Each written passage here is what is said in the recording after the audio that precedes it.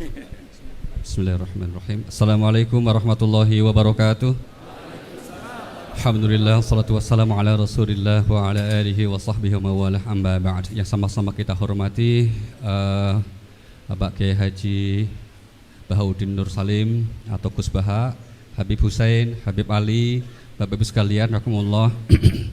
Pertama-tama atas nama Pusat Studi Al-Quran, atas nama Cari Ustadz.id, atas nama Pesantren Baitul Quran, tentu kita mengucapkan terima kasih atas perkenan Gus Baha yang untuk kesekian kalinya membersamai kita semuanya. Mudah-mudahan ini menjadi berkah untuk kita semuanya. Kemudian yang kedua juga menyampaikan ucapan terima kasih kepada Bapak Ibu yang telah berkenan hadir. Sebetulnya tadi Gus Baha sudah menyampaikan ingin ngaji biasa saja seperti biasa dengan santri, tapi kemudian ternyata dibajak. Nah, karena yang bajak Habib Hussein, maka nggak berani nolak juga beliau, kira-kira gitu. Terakhir nanti kita mungkin akan ada sesi tanya jawab. Kita berikan beberapa kesempatan, mohon dipersiapkan. Tiga maksimal tiga. Maksimal beliau udah pesan 2 gitu. Nah itu nanti insya Allah kita beri waktunya dan kita akan sampai kajian kita akan sampai kurang lebih jam 8.00. Dan pesan terakhir untuk Gus Baha, nyun sewu, Gus Baha ngajinya katanya mungkin pakai bahasa Jawa, mohon Gus. Ya, karena Pak kalau bahasa Indonesia saya nggak bisa niru nanti kira-kira gitu. Terima kasih, semoga Gus, terima kasih. Assalamualaikum warahmatullahi wabarakatuh. Rabbi shrah li sadri wa yassir li amri wahlul 'uqdatam min lisani yafqahu qawli. Allahumma shalli wa sallim barik ala sayyidina Maulana Muhammadin wa ala alihi wa sahbihi ajmain, amma ba'du. Ingkang sangat kula hormati Habib Ali Asgaf, Habib Hussein Asgaf, semua keluarga, wonten Mas Fikri, Mbak Nazila, semua ingkang kula hormati, Mas Nurdin sedanten ingkang kula hormati. Niki ngaos ilmu dulu apa ngaji ijazah dulu ini?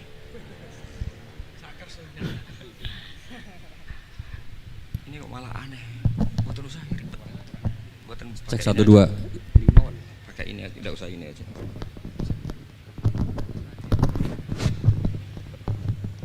Gampang mana? Jelas. Nah.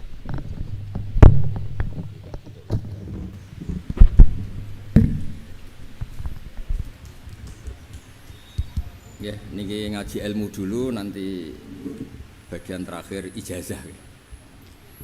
Bismillahirrahmanirrahim. Ini riwayatul Bukhari. Haddatsana Abdullah bin Yusuf, haddatsana Les, haddatsana Sa'id al-Maqburi an Nabi Hurairah radhiyallahu anhu qala an-nabiy sallallahu alaihi wasallam. Ma minal anbiya'i nabiyyun illa qad u'tiya minal ayat ma mithluhu amana alaihil bashar. Wa inna ma kana alladhi utituhu wahyan awhahu wa ilayya fa arju an akuna aktsarahum tabi'an yaumal qiyamah.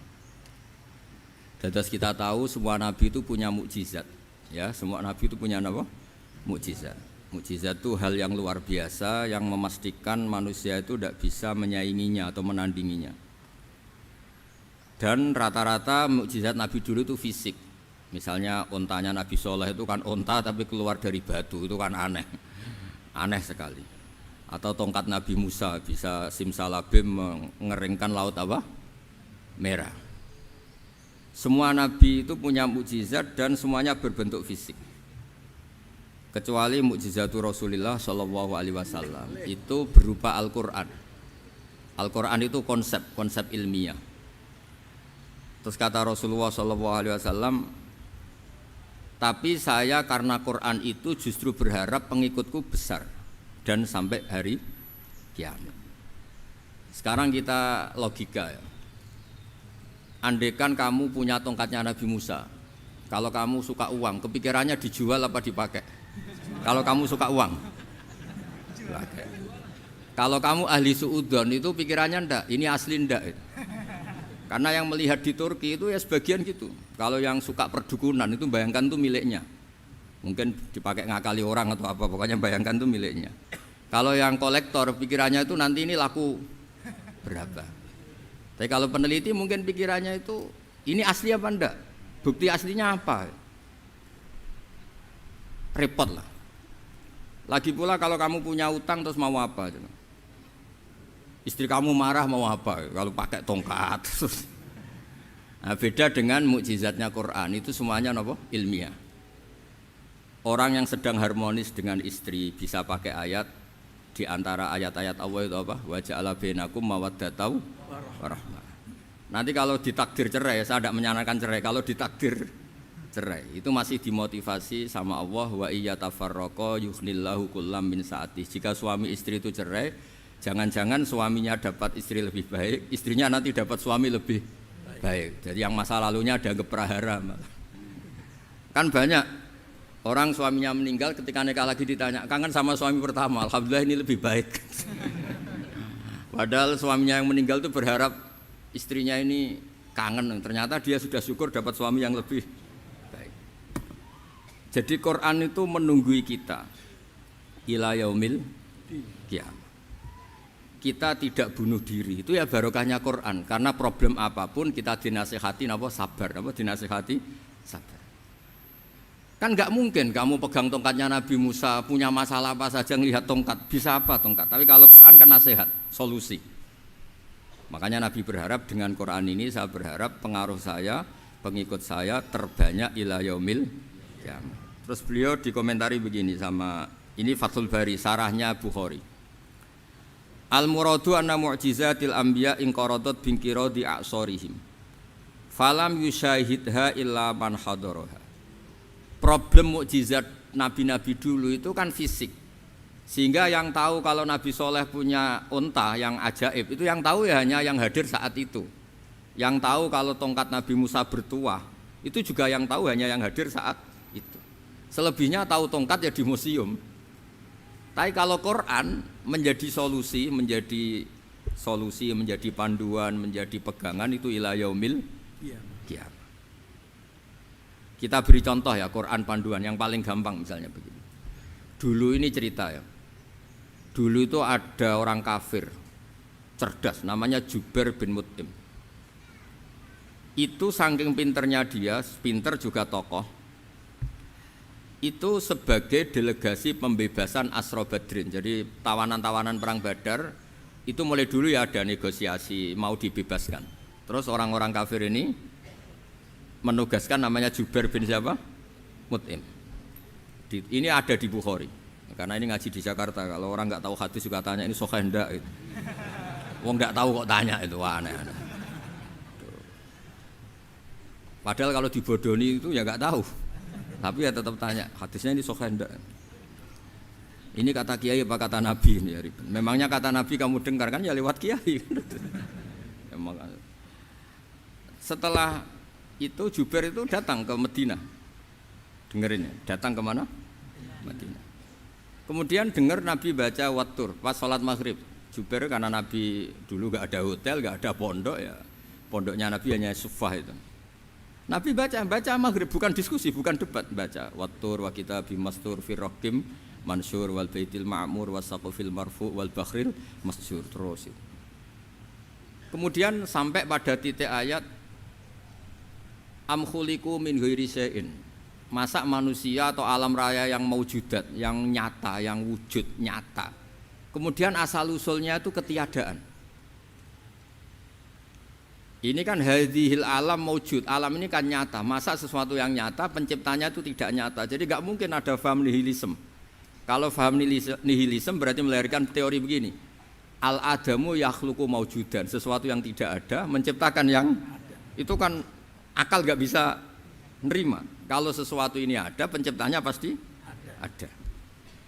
Terus akhirnya Jubair bin Mut'im itu simpuh di depan Rasulullah terus bilang, "Ya Muhammad, kada qalbi ayatir." Hampir saja hati saya terbang. Kalau riwayatnya Imam Ahmad, faka'anna masudi aqalbi, hati saya dihancur. Semua teori yang saya bawa untuk ngelawan kamu sekarang luluh semua, hancur semua. Yang benar adalah teori Anda bahwa Tuhan itu satu dan Tuhan itu ada sebelum semua makhluk. Coba kalau Nabi Muhammad ada Jubair bin Mut'im terus menyembunyikan tongkat dekat mihrab, terus dilihat ini apa, paling pikirannya ini dari kayu apa, terus yang bentuk tongkat itu tukang pemahatnya siapa, kok kurang keren, kalau di Blitur gimana ya, kan malah panjang. Kira-kira kalau mukjizat itu dari tongkat itu malah panjang lah pokoknya panjang. Lagi pula kamu coba kan nggak ngarah mandi, itu yang mandi kan nabinya bukan tongkatnya. Coba tongkatnya Nabi Musa coba anak-anak beki itu. Dipakai mukul kucing aja tidak mesti mati itu. Jadi enggak jelas mukjizat-mukjizat seperti itu enggak. Tapi kalau Quran menunggui. Sampai saking hebatnya Quran, teori rasionalitas, soal kampanye di mana-mana. Tingkat validitas, tingkat kebenaran Quran. Itu bahkan bisa diuji tanpa membuktikan. Tanpa apa? Membuktikan. Cukup pakai akal. Saya tidak bosan-bosan cerita ini karena ini khazanah kita. Di kitab Nailul Ma'mul itu, di kitab Usul Fikih. Saya berkali-kali cerita ini karena ini untuk menunjukkan bahwa Quran itu liqaumi ya'qilun, liqaumi yatafakkarun. Ada seorang kiai, seorang ustadz, kiai dulu itu ya memang orang soleh, alim terus jadi kiai. Kalau kiai sekarang tuh macam-macam, nganggur terus ingin jadi kiai, terus daftar gitu. Ada lowongan di yayasan masuk ingin jadi ustadz karena dengar ada gajinya. Dulu tidak ada seperti itu, tidak ada. Makanya dulu itu kalau ustadz kiai pasti soleh karena dia alim terus ingin orang lain tuh mendapat ilmunya. Kalau sekarang nggak ada yayasan sehat, guru gajinya sekian. Yang nggak ingin jadi ustadz tuh daftar karena ada gaji. Apalagi ada kabar, ada gaji, ada mes, ada wah yang daftar banyak. Tapi mentalnya ada kiai sebetulnya. Ya kalau sampean tanya itu baik dah Gus, ya setengah baik. Ya maksudnya setengah baik ya ada baiknya lah, namanya profesi ngajar itu kan baik. Tapi setengah saja karena motifnya itu nyari gaji, bukan ingin mencerdaskan umatnya Rasulullah SAW. Itu Imam Amudi itu guru matematika. Saya enggak bosan-bosan cerita ini, guru matematika. Muridnya sampai takut, ini masuk surga ndak? Kiai kok enggak ngajarin istighosa atau tahlil malah ngajarin apa? Matematika. Beliau meninggal terus muridnya tanya, "Ma fa'alallahu bik?" Kira-kira gitu. Apa yang dilakukan Allah? Allah nyambut Anda gimana? Terus kata Imam Amudi, "Bagus, saya disuruh ngajar malaikat." Karena malaikat kan enggak pernah kayak anak beki gini ngaji gini. Malaikat itu enggak pernah ngaji, dia iman saja karena tahu surga, tahu neraka terus iman gitu aja. Jadi imannya malaikat itu enggak keren kita. Imannya loh ya. Loh itu yang ngendikan Nabi loh, tidak saya. Nabi pernah tanya sama sahabat, iman yang paling keren siapa? Jawabannya sahabat malaikat. Ya enggak, karuan malaikat iman. Dia yang tahu surga neraka, tahu segalanya, masa ada enggak iman? Ya pasti iman lah katanya. Terus ya para sahabat engkau iman ya wajar kan menangi saya, nemuin saya. Yang hebat itu orang-orang yang tidak melihat saya, tidak saya didik tapi tetap iman. Karena dididik akal, ya tadi dididik Quran, apa dididik Quran. Sama siapa? Teks bahasa Arabnya masang. Terus Imam Amudi kata Allah, suruh dia ngajarin para malaikat cara menemukan saya. Malaikat dikumpulin terus Imam Amudi disuruh ngajar. Sama singkat kata-katanya Allah di mimpi itu. Istadilla ala wahdaniyati bihadrati malaikati. Tolong ajarkan cara menemukan saya padahal Anda ini manusia yang tidak melihat saya. Anda di Jakarta kan lihatnya gedung-gedung. Paling jadi khayal terus nikmat lah, Anda ikut punya tapi ikut nikmati. Itu orang desa-desa kalau ke Jakarta itu pokrol. Wah, di Jakarta itu gedungnya tinggi-tinggi, tidak kayak kampung sini. Lo udah ikut punya, ikut bangga. Di Jakarta orangnya cantik-cantik, tidak kayak orang sini. Padahal dia ya dapat orang cantik gitu. Jadi Allah itu saking pinternya, miskin-miskin ya bisa berkhayal dan bahagia. Nah, itu alhamdulillah betul. Akhirnya itu apa ini anak-anak begini saya tak niati ngajar standar anak-anak akademik. Terus pertama yang diajarkan hanya bilang gini, sama siapa teknya? Ya malaikat wahi para malaikat. Terus beliau bilang, nisbatus naini wassalasah ila malanihayata lahu nisbatul far'i ilal asli. Angka itu jumlahnya berapapun 2, 3 sampai triliunan. Semuanya itu nisbatul far'i ilal asli. Binisbah ilal wahid nisbatul far'i ilal asli. Angka 2 ya cabangnya 1, 3 ya cabangnya 1, 1 triliun ya cabangnya 1. Tetap yang asal usul adalah angka 1. Itu nangis semua malaikat. Cara Jawa itu mandekman kowe iman kaya imanku. Makanya imannya ummatu Rasulullah SAW itu PD-nya yakinnya kayak imannya malaikat. Kalau Tuhan itu 1. Karena angka enggak bisa dimulai kecuali dengan angka 1. satu. Makanya nisbatus naini wassalasah ila ma la nihayatalahu iku nisbatul far'i ilal asli. Semuanya itu nisbatnya cabang ke induk. Berarti semua alam raya ini tetap asal usulnya satu, yaitu qul huwallahu ahad. Nah, itu namanya akal. Umatnya Rasulullah itu ditinggali mukjizat akal lewat panduan Quran, sehingga meskipun kita tidak menangi Rasulullah, tidak menangi sahabat, kita tidak tahu malaikat Jibril, tapi cara iman kita ini tidak kalah keren. Yakin, hakul, yakin. Terus kedua, gambar. Kamu gambar rumah, gambar hewan, gambar apa saja, mesti dimulai satu titik. Entah gambar kamu bagus, entah jelek, tetap dimulai satu titik. Nah, titik ini namanya nuqtatul wujud. Semua alam raya dimulai dari satu titik, yaitu nuqtatil wujud. Makanya Quran dimulai bismillah, dan bismillah itu dipilih sama Allah pakai pertama ba itu ada titik. Itu kata semua ulama. Itu titik itu singkatan dari bi kana makana wa bi yakunu mayakun. Karena saya semuanya ada. Bi itu karena saya. Jadi makanya santri-santri beki tidak usah bayangkan kamu jadi wali terus bisa terbang ke Mekah, tidak usah. Kalau terbang ke Mekah ya sudah umroh aja bayar. Kalau enggak ya maklaran KBIH atau apa. Pokoknya cari gratis itu. Ya gratis kan, dapat orang 10 gratis satu. Terus orang enggak umroh-umroh dirayu-rayu supaya umroh. Repot. Itu pelanggaran fikih itu. Kalau orang punya utang itu wajibnya nyaur utang dulu gitu. Wah repot. Saya itu juga sering bingung di kampung-kampung. Gus sama umroh.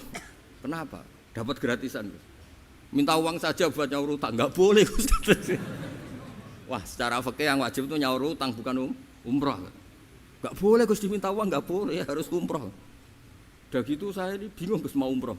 Enggak nikmati. Kenapa? Disuruh ngajar Gus. Repot semua kalau ibadah mergawe ya gini, bingung semua. Ya saya mohon anak-anak BK semuanya yang seneng Quran itu harus seneng sampai kayak saya, sehingga tahu istidlal, mencari Tuhan dengan cara tauhid yang berbasis akal itu sedzahir imannya malaikat. Jika di kelasmen iman itu manusia ulul ilmi, kita-kita yang nekuni ilmu itu nomor satu prakteknya. Karena nomor satu itu Allah karuan kan, syahidallah, Allah kan enggak tertandingi, syahidallah annahu la ilaha illallah. Terus wal malaikatu, malaikat kan karuan karena langsung menyaksikan surga. Dan ketiga apa? Wa ulul ilm. Berarti prakteknya kan nomor satu. Kalau kompetitornya semuanya manusia, ulul ilmi nomor berapa? Satu kan? Nah nomor tiga kan dari Allah, malaikat, ulul ilm. Berarti kalau kompetisinya antar manusia nomor berapa? Satu kan? Nah kenapa ulul ilmi di nomor 3 kan tapi dari Allah, malaikat, ulul. Kerennya kayak apa? Karena cara iman ulul ilmi itu enggak ada ragunya sama sekali. Kamu ragu enggak kalau 2 itu cabang dari 1, asal usulnya 1? Enggak pernah kan ragu kan? Semua gambar seruat apapun dimulai dari 1 titik, ragu enggak? Enggak kan? Nah imannya umatnya Nabi karena dipandu oleh Quran itu seyakin itu, sehakul yakin itu. Nah itu terus Jubair bin Mut'im jadi iman. Am khuliqu min ghairi syai'in am humul khaliq. Terus kata Allah lagi, kalau kamu tidak percaya saya yang bikin langit bumi ya gampang dong, kamu saja yang ngomong kalau kamu yang bikin. Paling orang sepakat kamu stres. Terus hanya ayat gitu, am khalaqus samawati wal ard. Kalau kamu tidak yakin Allah yang bikin ya silakan Anda klaim saja kalau kamu yang bikin langit bumi. Bala yuqinun. Kamu juga enggak mau kan dibilang stres. Nah ini terus saya teruskan ya. Makanya mukjizat terbesarnya Nabi adalah Al-Quran. Karena Al-Quran itu cerita tentang hukum-hukum akal, cerita tentang logika-logika peradaban. Misalnya logika peradaban, contoh paling gampang. Di Quran itu ada sekian ayat yang Allah cerita peradaban. Misalnya wa ahsinu innallaha yuhibbul muhsinin. Itu dikutip terus kemudian disimpulkan dalam peradaban. Kata Sayyidina Ali karramallahu wajhah ngendikannya gampang. Ahsin man syi'ta takun amirah. Kamu berbuat baik saja sama seseorang, maka otomatis kamu akan jadi pemimpinnya. Ada orang enggak tamat SD, enggak tamat papa, gobloknya minta ampun. Tapi karena gaji seorang pakar. Oh, kamu tak gaji 1 bulan 1 miliar. Perusahaan saya jadikan besar. Itu dikongkan ngalor ngidul ya nurut. Hanya karena dia ihsan. Terus wastaghni amman syi'ta takun nadhira. Saya ulang lagi. Wastaghni amman syi'ta takun nadhira. Dan kamu jangan butuh orang lain siapapun dia, maka kamu akan setara. Misalnya ada menteri orang antri mau salim, tapi kamu tidak butuh, kan tenang saja. Tapi kalau kamu butuh, habis kamu.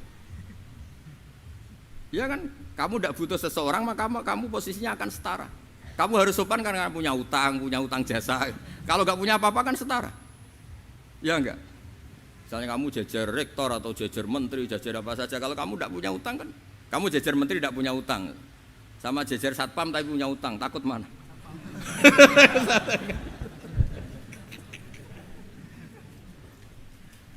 Kalau butuh itu mesti kalah kan? Ada pejabat misalnya nggak begitu cantik sama perempuan cantik yang kamu butuh ingin dicintai, takut mak. Padahal nggak jelas orang ini pangkatnya apa, nggak jelas. Jadi dalam hukum sosial itu kata Sidina Ali, wastahni aman syi'ta takun nadhira. Kamu jangan butuh seseorang maka kamu akan setara. Terus yang terakhir, wahtas ilaman syi'ta takun asiro. Asiro pakai sin. Dan silahkan butuh seseorang maka kamu akan jadi budak dia. Ya coba misalnya Anda seorang profesor, seorang alim, seorang getop, misalnya mencintai janda di ujung kampung sana, jalan kaki 2 kilo, padahal itu gak tamat SD, tapi gara-gara seneng, kacau kan, logika kepangkatan hilang semua kan.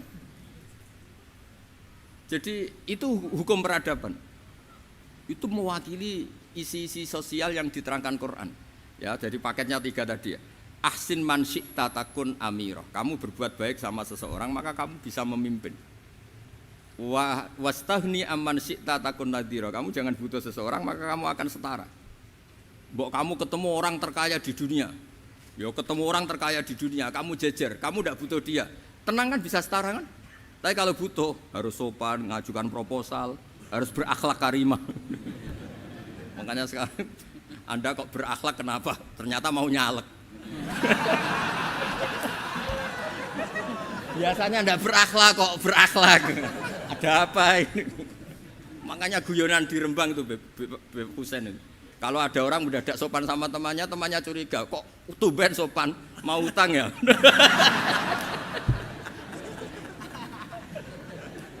Zaman akhir itu kacau.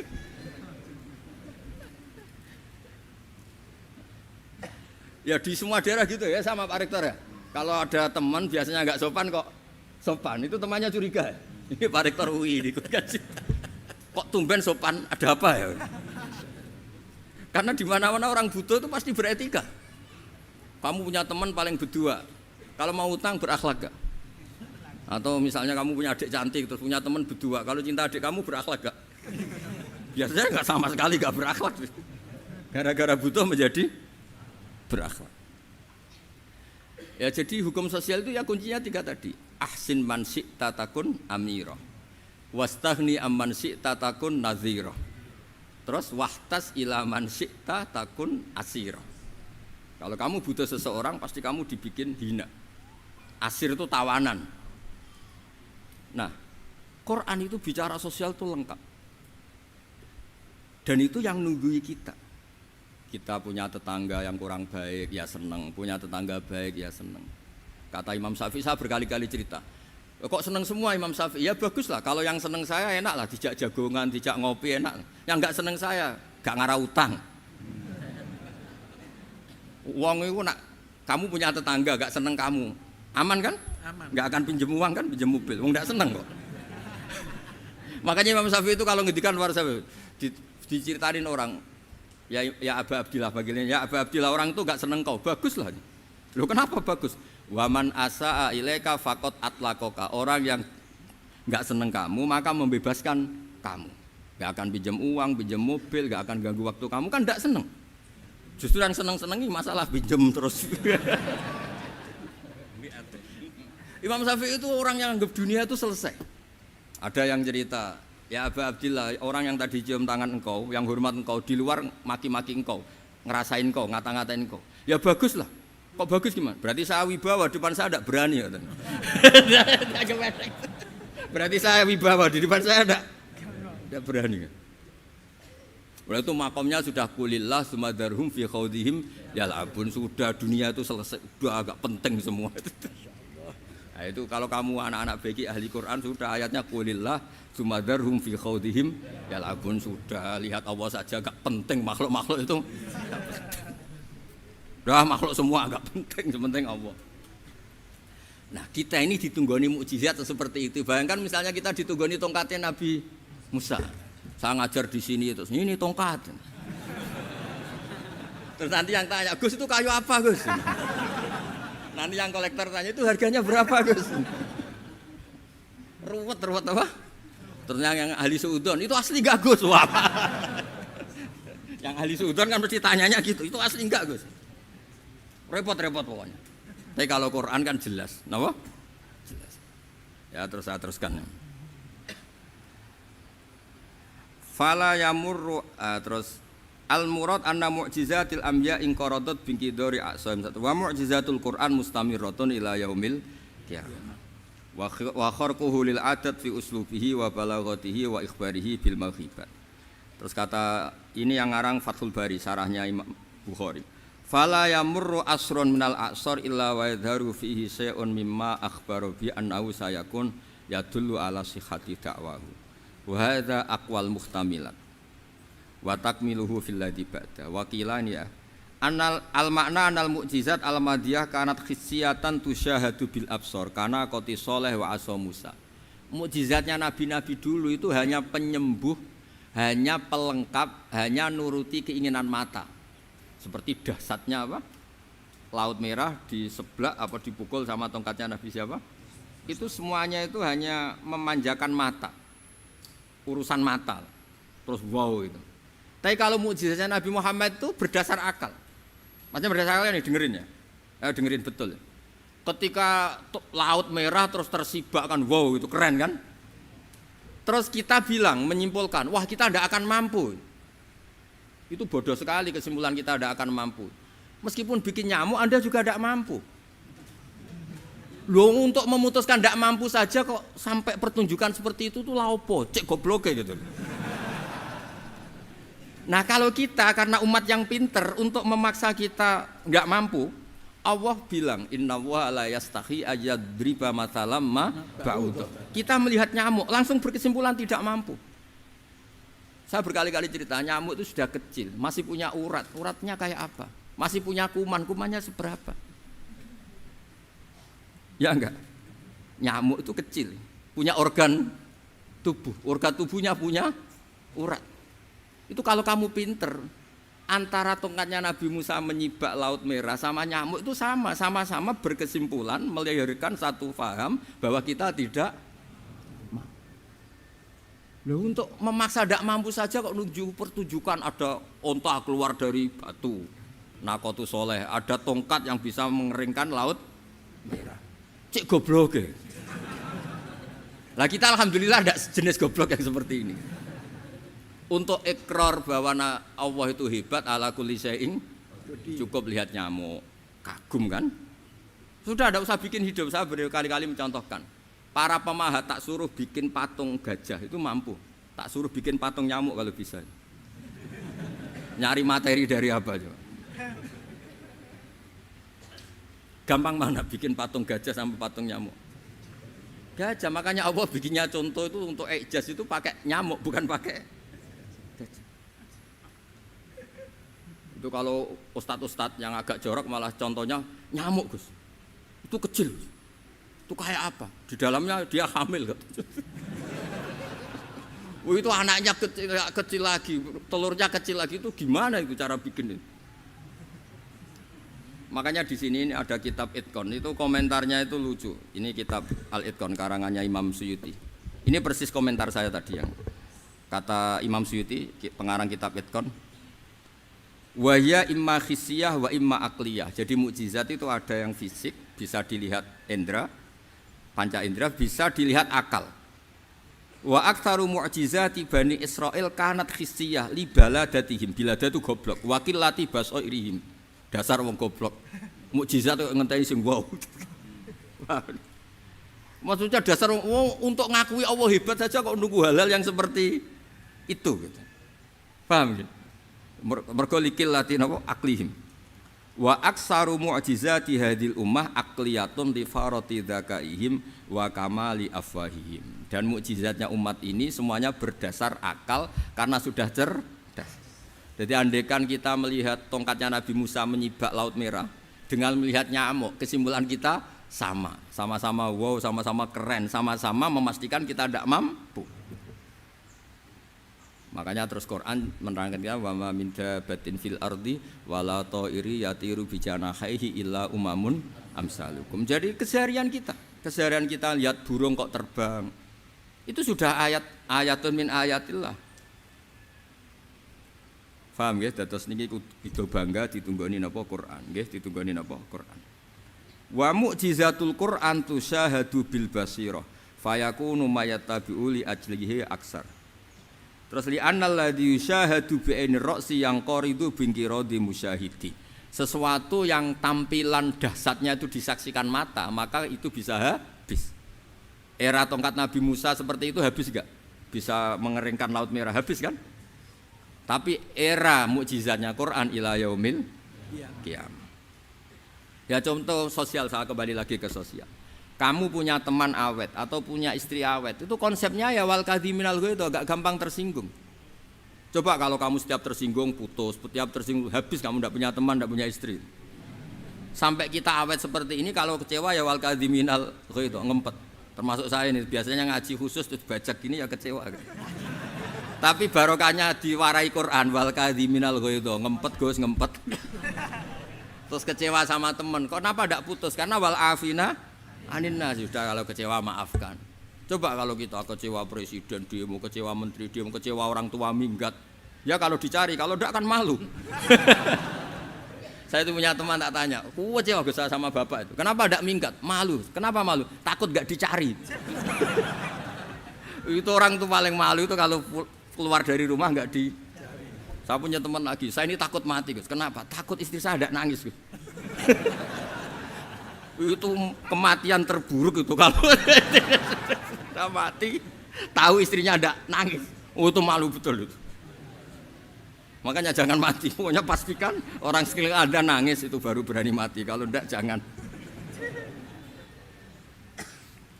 Ya jadi mukjizatnya Nabi itu luar biasa. Walladzi yusyahadu bi'ainil aqli bakin yusyahiduhu kullu man jaa ba'dal awali mustamirran. Sesuatu ilmiah, sesuatu agama atau apa saja yang logis itu akan abadi ila yaumil. Kayak tadi ketika kita kecil diajari apa? Wujud, qidam, baqa, mukhalafatul hawadisi, qiyamuhu binafsihi, wahdaniyat, qudrat, iradah. Itu ila yaumil qiyamah. Karena kita pasti punya logika tadi, masa alam raya yang maujud didahului ketiadaan. Kemudian ketiadaan ini kita rumuskan, ketiadaan inilah yang bikin alam raya. Di mana-mana nihilisme, ketiadaan ya layu asfiru say'an, namanya tiada ya tidak punya akibat apapun. Yang punya akibat apapun ya sesuatu yang wujud. Loh itu kan ila yaumil qiyamah, sampai kapanpun teori itu akan nunggui kita ila yaumil qiyamah. Tapi kalau tongkat Nabi Musa ketika kita tidak melihat kan punya alasan tidak ngandel, Musa tidak tahu. Tapi kalau kamu seperti ini, orang paling mulhid sekalipun, paling ateis sekalipun, terus ditanya, bisa enggak Anda mulai angka di luar angka 1? Tidak bisa kan? Makanya benar Imam Amudi tadi, ketika diminta Allah, istadilla ala wahdaniyati bi hadrati malaikati, tolong ajarkan kenapa manusia begitu yakin kalau saya ini satu, padahal mereka tidak melihat saya. Terus beliau ngendikan, apa? Nisbatus naini wassalasa ilal wahid nisbatul far'i ilal asli. Angka 2, 3 sampai enggak terbatas, semuanya dibanding angka 1 itu nisbatul far'i ilal asli. Semuanya itu cabang dari angka 1. Itu mbok siapapun enggak usah ditunggoni nabi, enggak usah ditunggoni wali. Logikanya akan seperti itu. Itu yang dimaksud apa? Walladzi yusyahadu bainil aqli bakin yusyahidu kul man ja'a badal awal mustamir. Ya ini masih ada waktu seperempat, ini ijazah. Kalau ijazah enggak boleh tanya, ijazah ini. Dan itu yang fotokopi lebih besar itu ijazah.